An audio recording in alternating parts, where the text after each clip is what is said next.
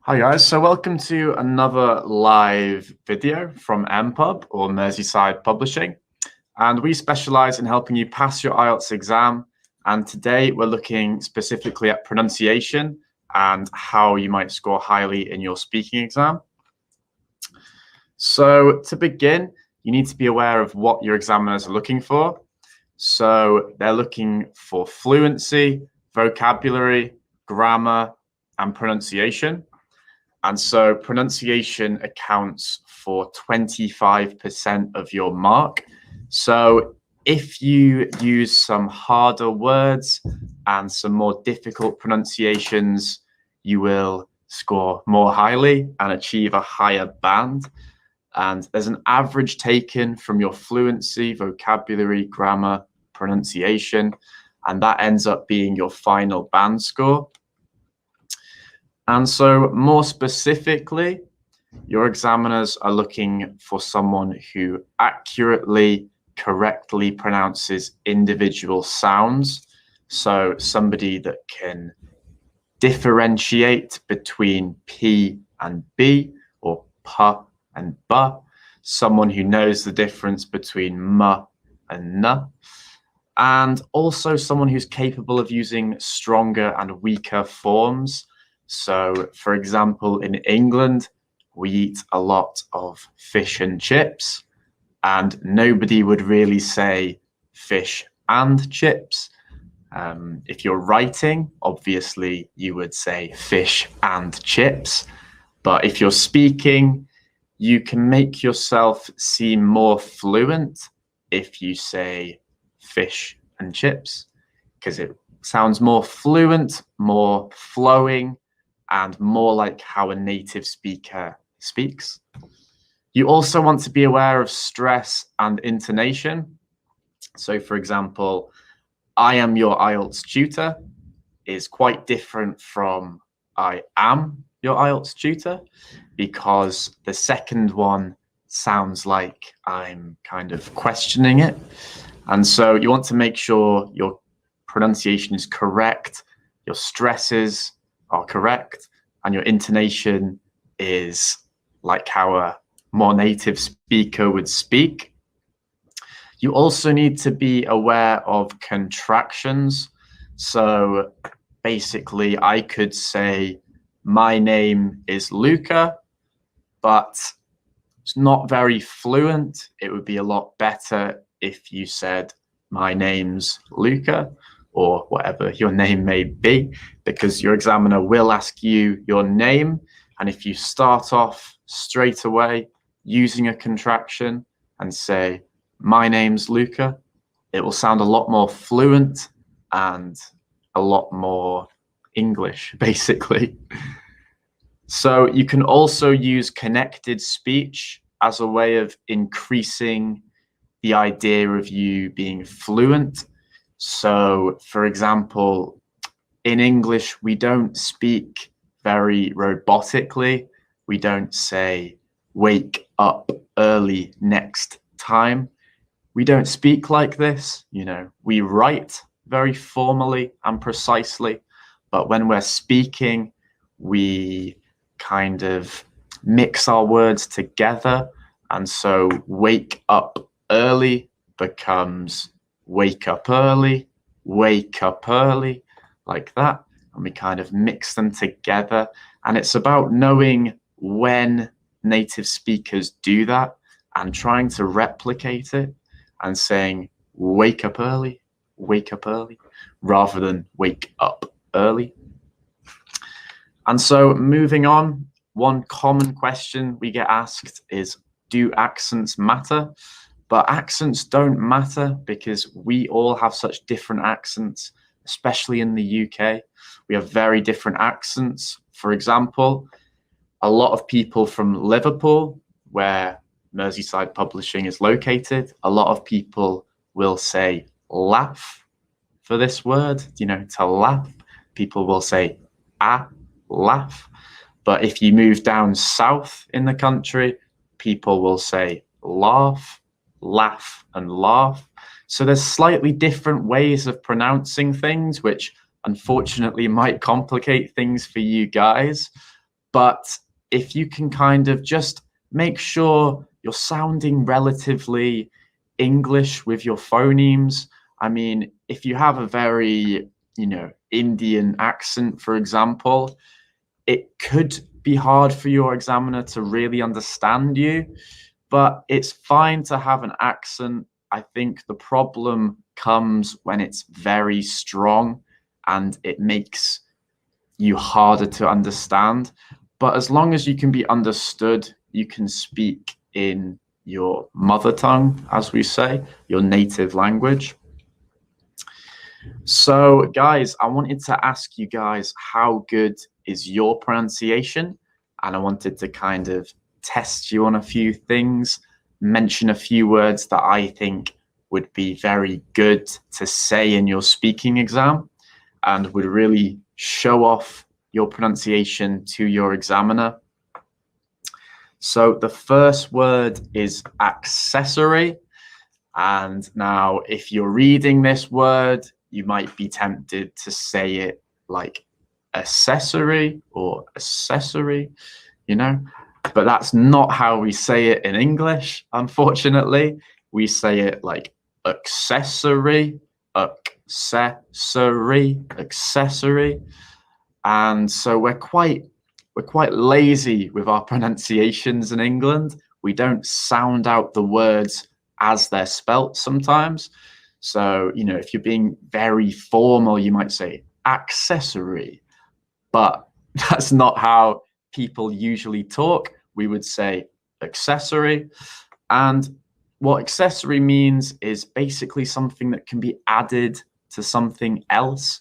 So, for example, a watch on your outfit would be an accessory to your overall, fashion sense. And so if you're talking about your fashion, you might say, I'm a really big fan of accessories and I love to accessorize myself with watches, necklaces, So the next one I wanted to talk about is albeit. Again, bit of an awkward spelling, and you might be tempted to say albeit or something like this. But in English, we say albeit. So an example of this is, I also enjoy history as well as English, albeit slightly less. So albeit is basically used in replacement for the word although. And it can be a nice, good way of offering some more information, because I could have ended this sentence. I could have just said, I also enjoy history as well as English, but I've added a little bit of extra detail and I've said, albeit slightly less. Athletic, a really good word to use if you're describing yourself. So it's an adjective and it basically means to be sporty, to be physically fit. If you're an athlete, you're someone who's a professional sportsman. So you could describe yourself as athletic, though. You could say, I love playing sports. I'm a very athletic person. And it's a bit of a difficult pronunciation, really, because you have that TH sound, that athletic. And so if you use this, your examiner is going to notice that you're using harder to pronounce vocabulary. Chaotic, a really good adjective for describing things. It means kind of disorganized, jumbled. If you say something is chaotic, it's spelt again very awkwardly. So your examiner is going to know that you've learnt pronunciations well if you use this word. So, if I was to say, I have so many notes everywhere on the desk for this live stream, it's so chaotic, disorganized, jumbled. And you can talk about, you can describe many things as chaotic. You might say, my hometown, I love it, but it's so busy and chaotic. There's people running around everywhere. It's chaotic. etc. This is a really good one to use and will really convince your examiner that you're fluent, because this is something we just say a lot in our spoken language, and it basically means and so on. So we typically use this in a list. So if I was using a list, I could say, I love history, English, maths, chemistry, etc. And it's basically a way of saying, and so on. You know, I could go on more, but we don't have the time. So you wouldn't really use it in your written work because it's a bit more informal. You know, in your written work, you would want to finish the list. But if you're speaking, etc., is a really good one to use at the end of a list. Jewelry, and again, you know, if you're talking about your fashion sense, as you may well be in your speaking exam, it's something that could come up. If you're talking about your fashion sense, try to get the word jewelry in. You know, you don't have to wear jewelry yourself, but if you maybe say, you know, you're asked about your fashion sense, you could say, a lot of my friends wear jewelry. That's not really my thing.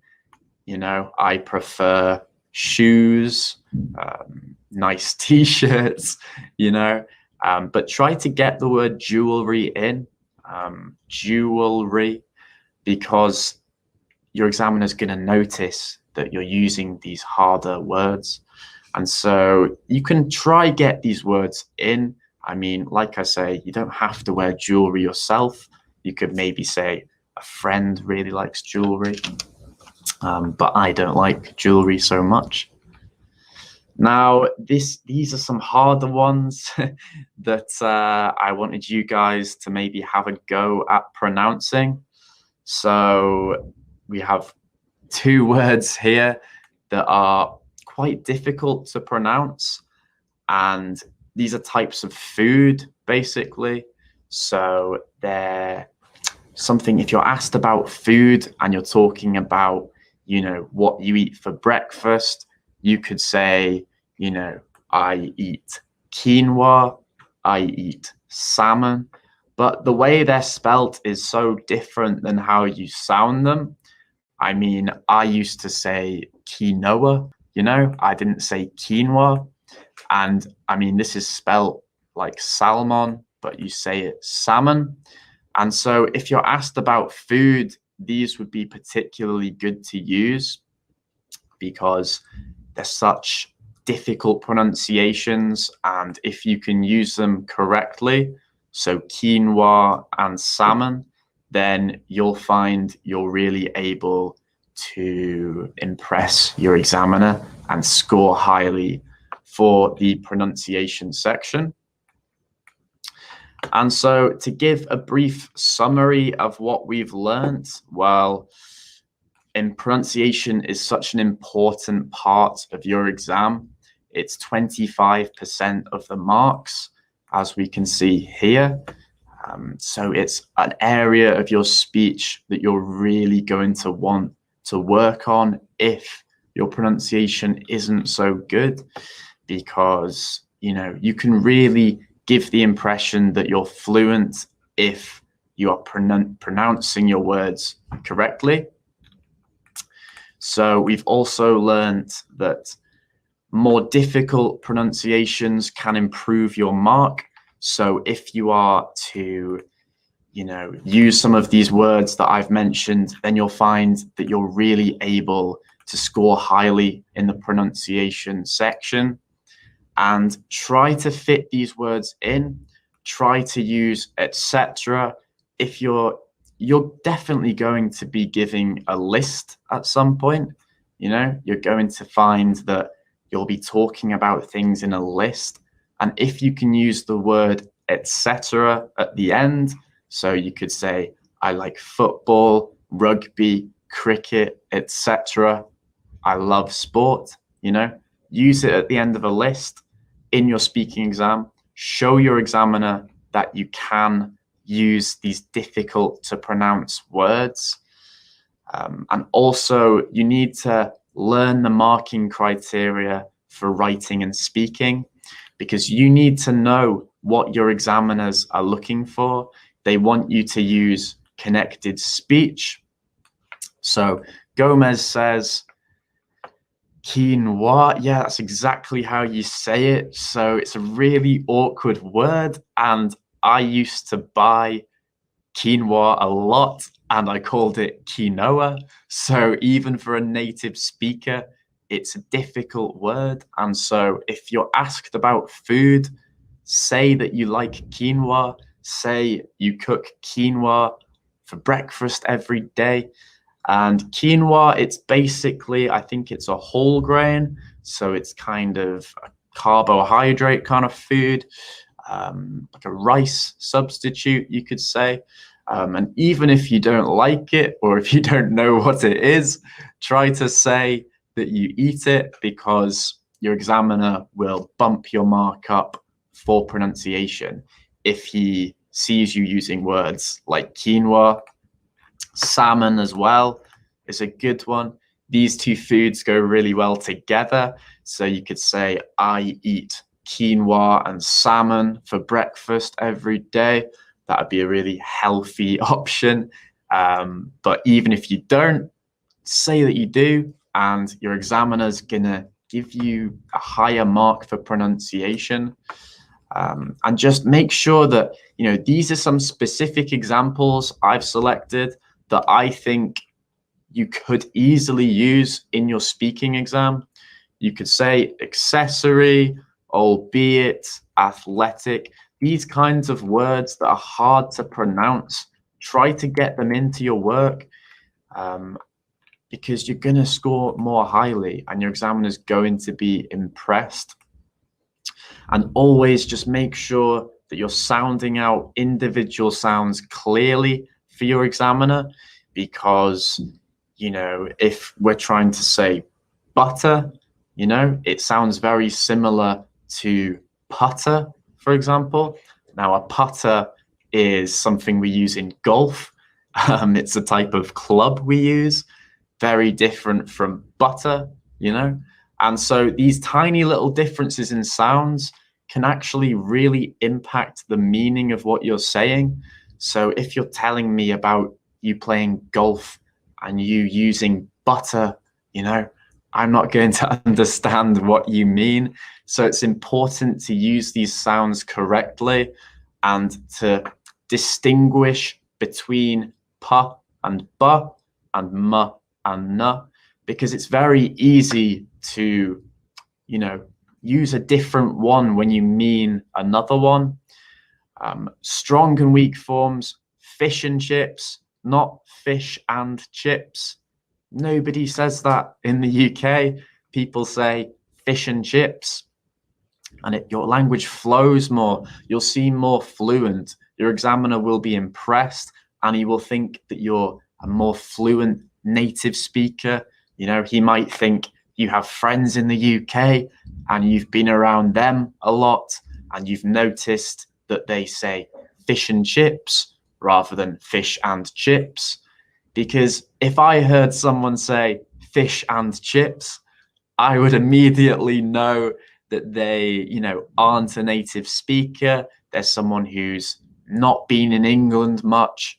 And so you have to just learn these natural kind of pronunciations. Stress and intonation, so important. I am your IELTS tutor versus I am your IELTS tutor. You can sound things as if they're a question, and that's not really what we want, when you're telling someone something. Contractions, again, very important. My name's Luca, not my name is Luca. Nobody says that. Connected speech, we need to use connected speech to make our examiner think we're fluent. Wake up early, that's not what we want. We want wake up early, wake up early. All the words kind of mix together and you say them quite quickly. because that's just how native speakers speak. And when you're speaking in your IELTS exam, you want to give the impression that you're fluent and that you can speak like a native speaker. If you speak with, a certain kind of accent, don't worry about it. That's okay. And yeah, here are some words that are particularly good for you guys to know. If any of you want to come on the call with me as well, that would be great. And I can test you on some hard pronunciations, ask you, words that you might find difficult to pronounce. If you guys can think of anything that's hard to pronounce, you can let me know and I'll answer you live and tell you how to pronounce it better. Because it's just a learning curve. You just have to learn how to pronounce a lot of these words. If they're not spelt the same way that you say them, it can be difficult. I mean, athletic, that is kind of spelt like how we say it, but albeit, if you are imagining the spelling of this when it's spelt albeit, you might imagine that it was spelt like this, albeit, but that's not the case. And spelt like this, it looks like albeit. So you just have to know these, surround yourself with English, listen to native speakers talk. So we have albeit, athletic, chaotic, etc., jewelry. Now, these are things that just will come up in your IELTS exam. You're going to be asked about yourself. You have to describe yourself, if you're athletic, if you like jewelry. So it's good to have some of these complex words in your vocabulary so you know how to use them in the exam. And your speaking examiner will be asking you lots of very quite general questions. And so you can always adapt the question into what you want to talk about. Even if you don't like jewelry, say something about jewelry and try fit it in to show your examiner that you've learned these complex words. You know how to pronounce a range of different words. So Gomez says, most of the words are pronounced quite differently in many countries. If your listener understands what you are saying, despite the fact that your pronunciation is not clear, then it's fine. However, studying the proper pronunciations of words would help you to communicate your thoughts quickly. So brilliant written English there. You've used some quite complex clauses in there. You've said, despite the fact, these good phrases for essay writing. And if this was, in your written exam, that's a kind of band 8, band 9 level of writing for sure, because you've used a range of vocabularies. You've got no mistakes. You've used linking words as well with however. So I think that's a really, really good message. And you're completely right. Pronunciations, you can, even if someone's got an accent as a native speaker, that's fine. I can still understand you. But I think if your accent's very, very heavy, it can sometimes be a little bit difficult. But, nobody's expecting you to come into your exam and speak like the Queen of England. That's just not realistic. And so you want to speak in your normal, confident way of speaking, but just listen to English speakers talk, hear the sounds that they use, and try to replicate them, try to do them yourself, and then you're going to score highly in pronunciation. So I think accent doesn't matter, but if you can't be understood by your examiner, then you need to work on your accent,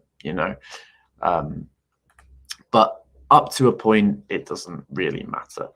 And yeah, quinoa, salmon, because guys, if your pronunciation accounts for a quarter of your marks or 25% of your marks, you want to make sure you're using these harder to pronounce words. You know, if someone asks you about food, don't just say you like, you know, toast. Don't just say these basic kind of pronunciations that you like toast, orange juice. You know, use these harder, more complex turns of phrase or vocabulary. Say you like quinoa, say you like salmon, and your examiner is going to be like, okay, this guy really knows how to pronounce words correctly. So Khan says, hi, hello, thanks for joining the stream. I don't think I've seen you before, but we've been going over pronunciations.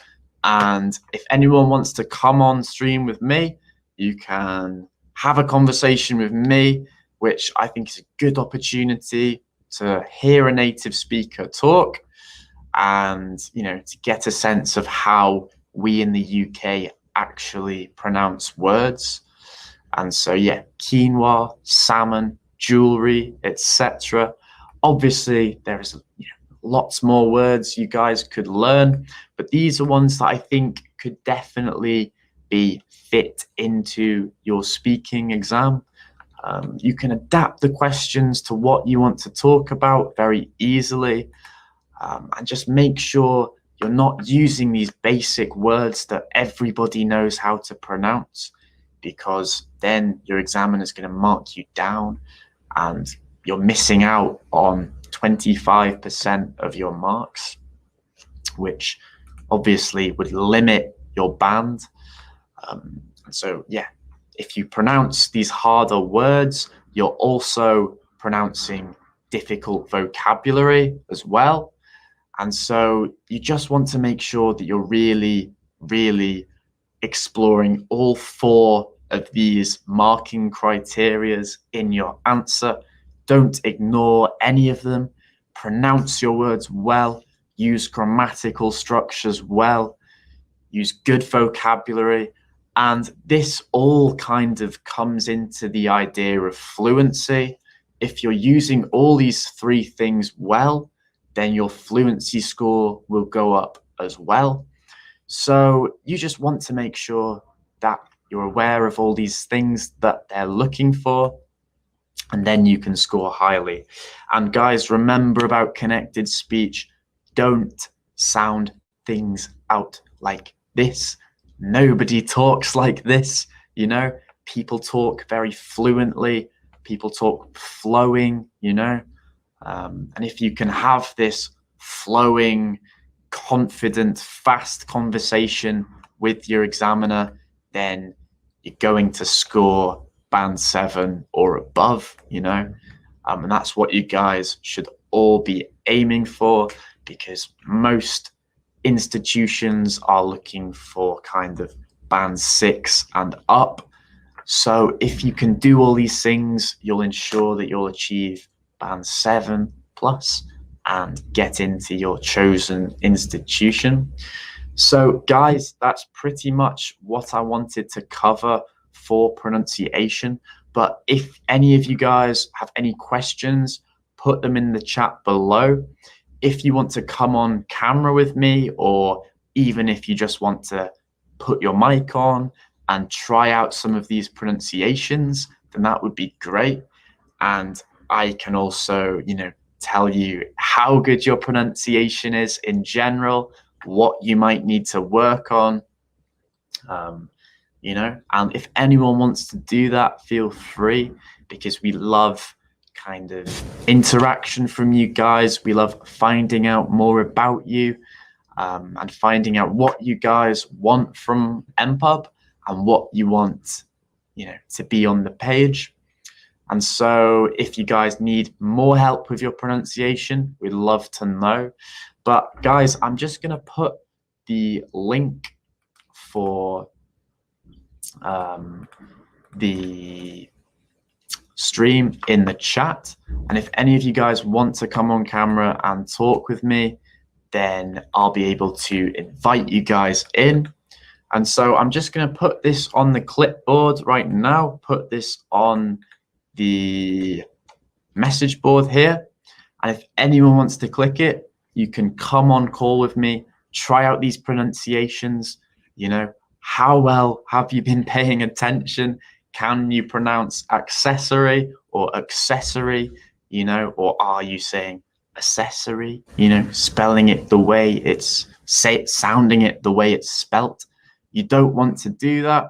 Some pronunciations you just have to learn. You just have to know what they are, unfortunately. But what we've tried to do is we've tried to kind of give you some key words that will be so useful in instantly improving your speaking mark. Because, you know, if you're using these different range of words, you're going to score more highly for pronunciation. Now, guys, if any of you want to come on the call, that would be brilliant. If you guys don't feel comfortable today, that's totally fine. But I would say don't miss the chance of interacting with a native speaker and getting this real life interaction, because, you know, you can watch lots of different videos online, but if you're not talking to people live and improving your confidence with English, then you're going to find that you're nervous for your exam. You're not confident because you've not spoke to people before, you know. And so I feel like coming on these streams is just a really good way of improving your confidence. Being able to talk in front of a group of people in a different language can be really good. So guys, if you have any questions about pronunciation as well, let me know. Just make sure that you're taking all these tips on board so that you can make sure that you're getting, you know, band 7+ for pronunciation, because this is something that it doesn't come easily. You're going to have to work on this over a period of time. But if you learn some of these high level, high band pronunciations, you know, you can fit them in with any kind of question and easily pick up some more marks. So guys, if nobody wants to join the call today, that's totally fine. We will be doing more live sessions from Monday to Thursday next week. So there'll be 2 p.m. typically in English time. In Bangladesh, I think that's 7 p.m. And so guys, just make sure you're joining regularly and you can have this interaction with me, a live speaker, and you'll find yourself just getting more and more confident with your spoken language. And so guys, if nobody has any other questions, I'm going to leave it here today, but we will be back at Monday, 2 p.m. and we're going to talk about some more easy, quick ways in which you can improve your IELTS band, because, you know, you guys don't want to, you know, you don't necessarily have to learn every word in the English language. Learn some effective words that your examiner will really be impressed by. And if you do this, you know, if you use accessory, albeit, athletic, chaotic, if you use these words all successfully, your examiner will be giving you a higher mark. So Keela says, thanks, no problem. Thank you for joining. And guys, 2 p.m. every Monday, Tuesday, Wednesday, Thursday, we're doing these classes for you guys.